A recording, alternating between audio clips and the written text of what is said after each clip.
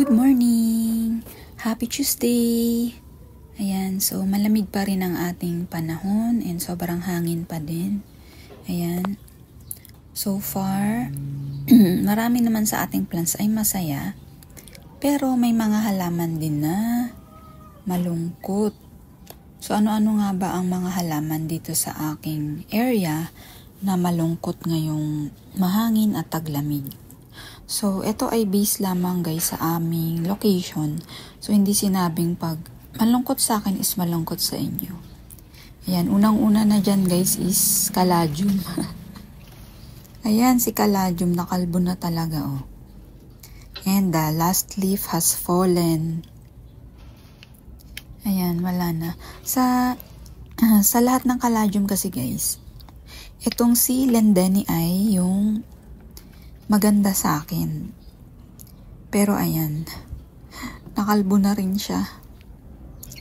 Ayan o, kalbo. Pero, dahil may bulb yan, hintayin nating tumubo. Just like Calatheas. So, ito si Dati or Doti. Ayan, nag-stop din siya mag new leaves and ayan, very sad looking. Ito yung pinaka-new niya na leaf. Pero pabawi to guys by summer. Pero syempre not as pretty as pagtag-ulan. Ito pa yung isa kong Calathea. Ayan. Isang leaf na lang siya. Ito naligaw lang to dito guys, si Alocasia. So Calathea talaga to na pot. Ano ba name niya? Lassiflora. Nakalimutan ko. Ayan.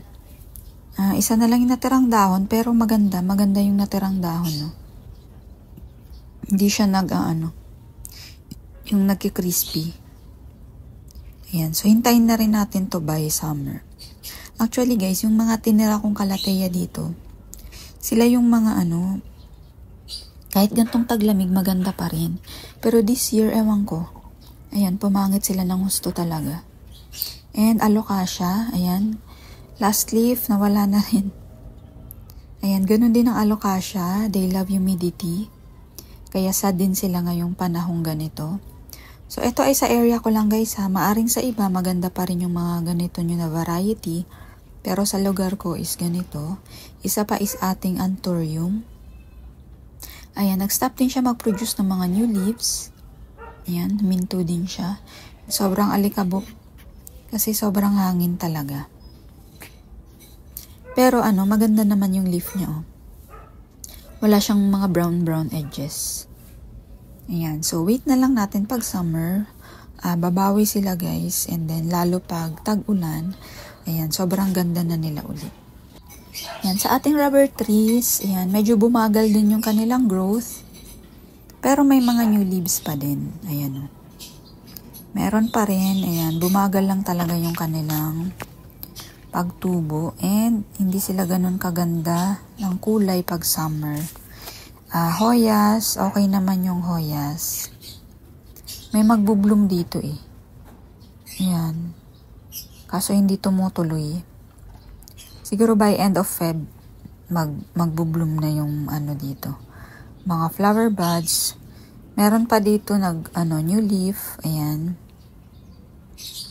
And may bloom din dito. Ay, flower bud. Ayan. Si Hoya Crimson Princess.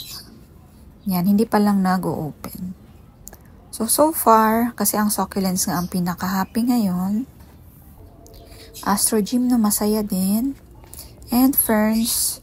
No? So, akala ng iba is malungkot ang ferns pag taglamig. Pero, dito sa area ko is, masaya pa rin sila. Ayan na. Ayan, masaya pa din. Yung aking mga vining plants, pothos, philodendrons, pa rin. Okay pa din, may mga new leaf. Ayan, si Cebu Blue. Ayan, cuttings lang to guys eh. Ayan, dumami na rin yung dahon. Si Heart Leaf. Eto, may Anthurium pa ako dito, si Necktie. Ayan, pumangit kasi to guys, nung nagpagawa kami ng bubong, nasagi-sagi siya, nalaglag siya. Ayan, kaya medyo pangit siya and wala siyang new leaf ngayon. Ayan. So, hindi rin siya ganun kasaya this taglamig. Ayan. Pumangit talaga yung ano niya, oh. May curly pa, oh.